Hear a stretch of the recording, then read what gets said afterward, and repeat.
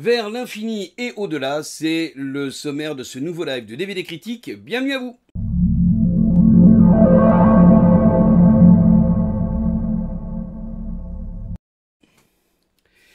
Eh bien, les vacances d'été commencent à s'approcher à grands pas. C'est comme d'habitude le moment de découvrir un nouveau Disney et particulièrement un nouveau Pixar. Alors ce Pixar, il a quand même d'abord, il est accompagné d'une bonne nouvelle, c'est que enfin ce Pixar ne sortira pas directement sur la plateforme Disney+, mais bien dans les salles de cinéma, malgré le conflit qui actuellement oppose le studio Disney avec les différents gouvernements appliquant la chronologie des médias, donc c'est une bonne nouvelle.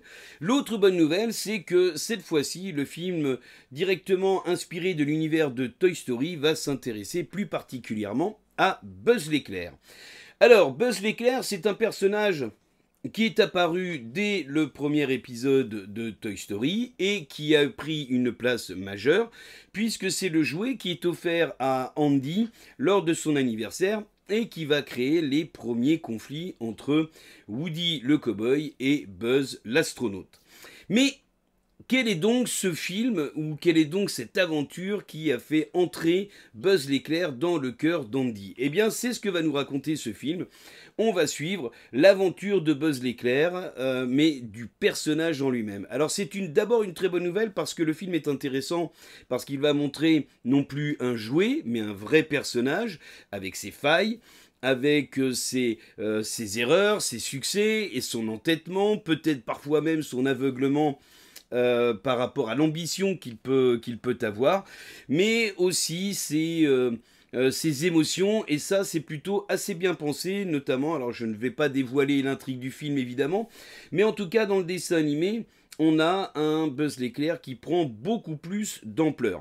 On n'a plus John Lasseter qui est à la production. Ce dernier a été évincé il y a déjà plusieurs années. Donc c'est Pete Docter qui se retrouve derrière et Andrew Stanton qui est le créateur de Toy Story. À la réalisation, on va retrouver quelqu'un qui avait déjà joué un rôle majeur dans les productions Pixar, c'est Angus MacLane, qui était notamment le co-réalisateur avec Andrew Stanton, justement, du Monde de Dory. Au scénario, donc on retrouve le réalisateur, mais également Jason Harley, qui lui avait participé au film. Moi je l'avais bien aimé, mais c'est vrai qu'on en parle très peu en avant, que je trouvais plutôt assez intéressant, mais qui malheureusement avait souffert également de la crise du Covid.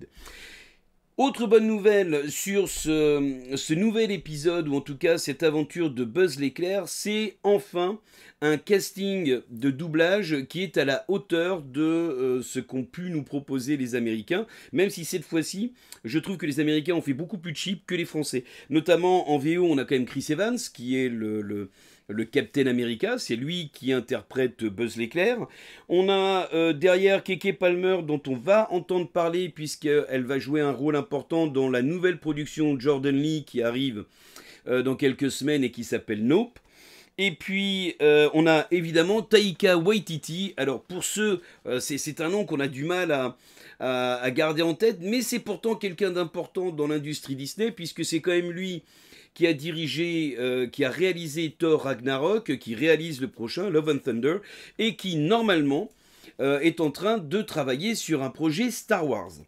Et puis, alors du coup, en VF, on se dit, bon bah, qu'est-ce qu'ils vont nous proposer? Eh bah, ils vont nous proposer tout simplement François Civil, Michael Gregorio, Thomas Sisley et Chantal Latsou. Vraiment, on a un casting qui est intéressant parce que ce sont des voix qui sont suffisamment reconnaissables pour donner une véritable identité au personnage, que ce soit en VF ou que ce soit en VO. Buzz l'éclair, donc ça arrive mercredi prochain au cinéma, c'est une excellente nouvelle. Courez-y avec les enfants, ils vont vraiment en prendre plein les yeux. L'animation, comme à l'habitude chez Pixar, ça reste un très très haut niveau avec, encore une fois, le souci du détail. Et puis sur le scénario, bien évidemment, on va aller dans des choix scénaristiques et qui restent certes quand même très empruntés Disney, mais qui ont quand même l'intelligence d'aller faire prendre plus de hauteur aux personnages. On évitera évidemment de parler de la fameuse polémique qui n'a strictement aucun intérêt autour de ce film, tant elle est anecdotique. En attendant, Buzz l'éclair, ça arrive le 22 juin prochain sur vos écrans. C'est le premier Pixar et le premier film d'animation tourné en format IMAX. Voilà, allez-y, c'est un excellent film, une excellente surprise. À très bientôt!